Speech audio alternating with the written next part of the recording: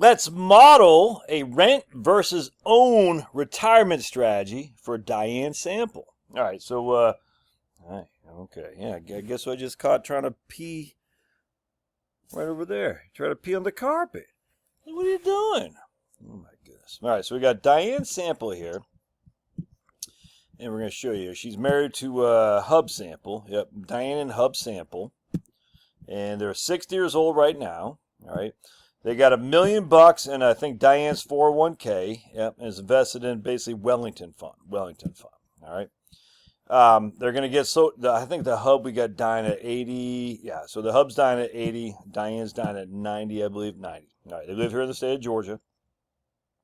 Their net worth consists of $1 million in Diane's 401k and an $800,000 property, for which they bought for, let's say, $350 to make sure there's no taxes. $350 many years ago, and they're gonna sell. When they sell it, they'll save about $10,000 a year on. If they sell it, I should say, in rent, they're gonna save about $10,000 a year in expenses for property tax and homeowners insurance. All right. So the goal would be that they're going to rent a place in Georgia. They're going to sell their house, and next year they're going to rent a place for $3,000 a month. All right, and we're going to inflate that. Yeah, we have inflation by 3%. I have it someplace else. All right, everybody with me on that? Makes sense. And we got healthcare costs. Notice there's no healthcare cost. They're both 60 right now. There's no healthcare cost until they're 65 here. This will be when Medicare kicks in.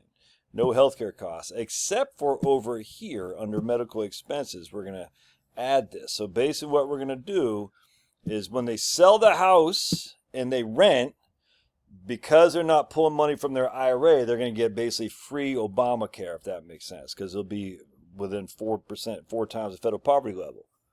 All right. So if they don't sell the house and continue their house, because they have no other income, they got to pull the money from their IRA, which puts them over the 4%, 4 times the federal poverty level, which means they're going to have to pay for Obamacare at $2,000 a month. All right, so the trade-off here is that free health care, and I'm just throwing this out there, for the next 5 years until they're on Medicare. But they have to pay $3,000 a month for a mortgage. All right, so they'll save $2,000 a month for free health care, plus another $10,000 a year for property tax and homeowners insurance, but they're going to have to pay $3,000 a month for the mortgage. All right, is everybody with me on, or for the rent, I should say, rent. Does that make sense? It should. All right. So let's go, and then we're going to have goals here. They're going to spend $5,000 a month. So I'm not really all that concerned about the probability of success here. I'm just trying to get a gauge of how this looks. So we're going to come to retirement, and we're going to scratch Pablo's belly. That feels good, don't it? Don't it, baby? All right, so actually, what we're going to do is go to cash flows. Yeah, puppy. All right, so the proposed plan is when they're not selling the house. All right, so you can see the proposed plan. They got $92,000 a year in expenses, $5,000 a month for property tax, $5,000 a month just to go, smoke meth, $8,500 a year in property tax, homeowners insurance, and this is their health care cost. Why they have the health care cost? Well, because they have to pull the money from their IRA. And so they're pulling $105,000 from the IRA, in which to pay $12,000, in which to live $92,000 on, which is going to cost them $12,000 a year in tax. All right. Now you can see this other expense stops right there when they hit 66, when their first full year of Medicare. All right. So you can see though their total expenses $92,000. Now when they sell the house, their total expenses are $96,000. A little bit more, but not much more. Isn't that interesting? And why? We got $3,000 a month mortgage, $5,000 a month, or rent, I should say, $5,000 a month, and going to smoke meth. So they're spending $96,000, of which is just different. Again, we have $3,000 a month for rent instead of $2,000 a month for healthcare costs, and we're not paying the $10,000 a year for property tax and homeowners insurance. All right. On top of that, they don't have any taxes to pay because they're living off their portfolio. So they have $760,000 that's going into their bank account. That's all tax-free, which means their portfolio is worth $1.053 million. And if you go over here, their portfolio is worth $948,000. Why? Well, because one, they're taking their gain from their house and they're putting in their portfolio. All right, so that's what's happening here. So even though it looks like 948 versus 100, what do we say, 1.5, 1.7 million? Well, it's just because that's the equity in their home that they're basically cashing out.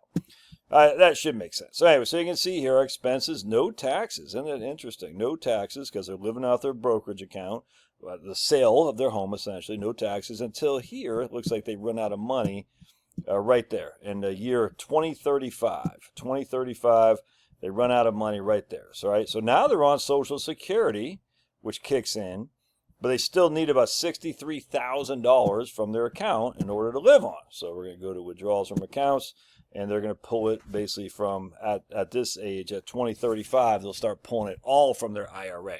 And their IRA at that point will be worth $1.6 million. All right, $1.6 million.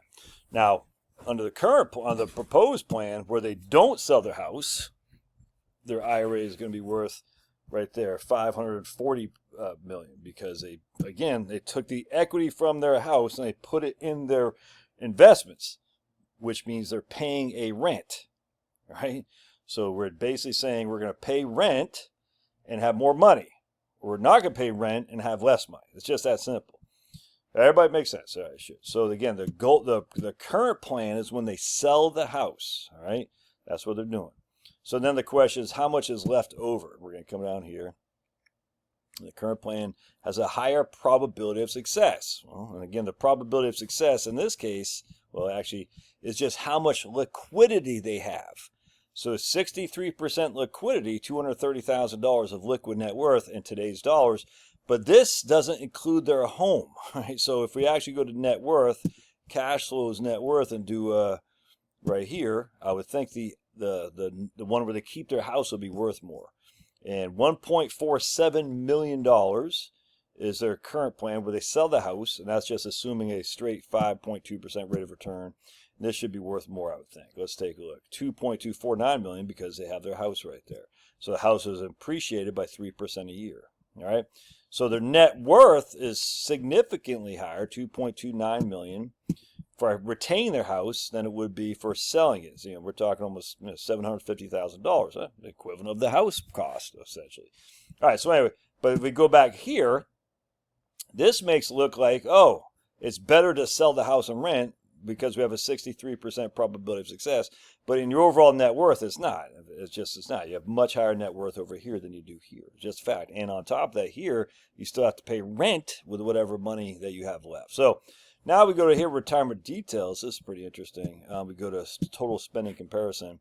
And you can see our housing expense went from $255,000, right, without the house, without the rent. We kept our house. We don't have a rent.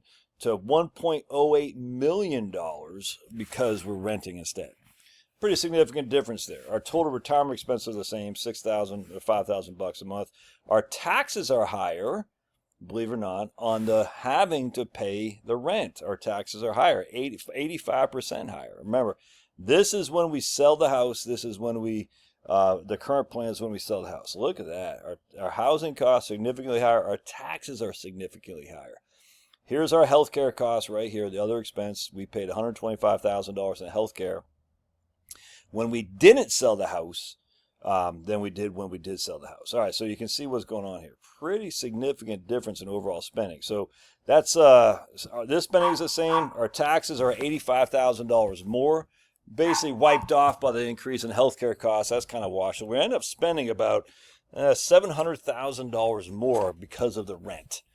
All right, than we would the other way. We end up spending $700,000 more. In fact, it kind of says it right there. Isn't that crazy? That's something to think about. So I'm like, whoa. So then you're like, and again, that's a $3,000 a month rent. What? So what if we change the rent? Not change the rent. I want to go to cash flows here. And again, I just want to kind of show you where the tax man really gets you. So you can see we're not paying any taxes because we're living off the proceeds of our home sale.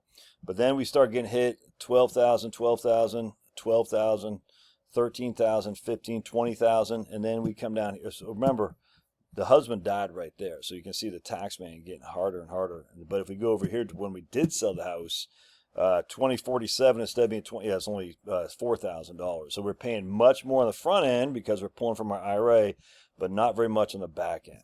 If we just look at the 1040, well, I'm not going to look at the 10. We can see a federal. This is for our proposed plan when we retain the house.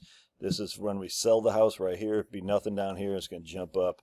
You can see that right there. Effective tax rate 0, then it jumps up pretty significantly.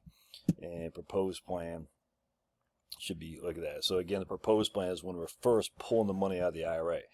It's interesting. There's a lot, it's not as slam dunk as you think, actually. I was expecting to be a lot more slam dunk for the homeowner than it would be for the renter. Now, again, this assumes a $3,000 a month rent, right? And rent is increasing with inflation at 3% a year. If we go to cash flow, summary, expenses, housing, we want to go here, current plan.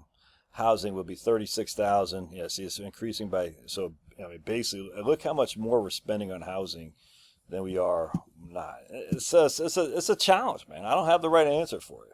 That's why I think if you're not doing a rent, if you're not going to sell the house and rent, you should absolutely look into a reverse mortgage. I don't know why you would not actually consider that, but I'll leave it up to you. So, yeah, pretty interesting stuff there. And again, there's a lot of assumptions here. $3,000 a month rent. Selling your house for $800,000. I use a 5% commission and all that.